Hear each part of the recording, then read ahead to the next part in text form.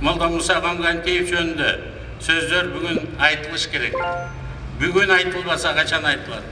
Латын тилинде бир макал бар. De mortus veritas. Өлгөндөр жөнүндө чындык деп көтөрүлөт. Бүгүн генерал Молда Муса Конгантиев жөнүндө бардык чындык айтылыш керек. Биринчиден, Молда Муса Ташболотович генералдык кызматка өз мээнети менен бардык баскычтарды басып өтүп жеткен. 1979 жылы күзөт бөлүмүнүн милиционери болуп ишке кирет.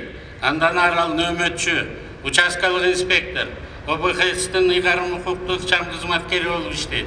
1993 жылы Жалал Абад шаарынын ички иштер башкармалыгынын начальнигинин орун басары, 95 жылдан Жалал Абад областында кылмыш иликтөө бөлүмүнүн башчысы болуп иштейт. Андан кийин Бишкекке которулуп, бир нече жетекчилик кызматтарды аркалайт.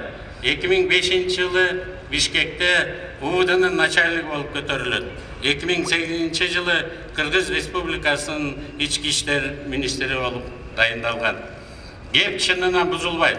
Кылмыштын бетин ачууда, окуя болгон жерге кароо жүргүзүүдө, майда нерселерге чейин көңүл буруп, тактык, дыкаттык менен иштөөгө көнгөн генерал кызматтын бардык тепкичтерине татыктуу басып өттү. Катардагы милиция кызматкеринен милициянын генералына чейинки жолду басып өтүштүн өзү эле тасдыктап тургандай, Молда Муса Конгантиевдин өмүр жолу татаал жана ардактуу жол. Экинчиси, Молда Муса Конгантиев юридик илимдеринин кандидаты илимий даражасынын ээси болчу.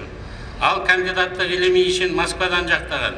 Россия Федерациясынын ички иштер министрлигинин академиясында 2009 жылы 4-июнда диссертациялык советте коргогон. Анын жетекчиси да, оппоненттери дагы жөнөкөй кишилерден эмес эле.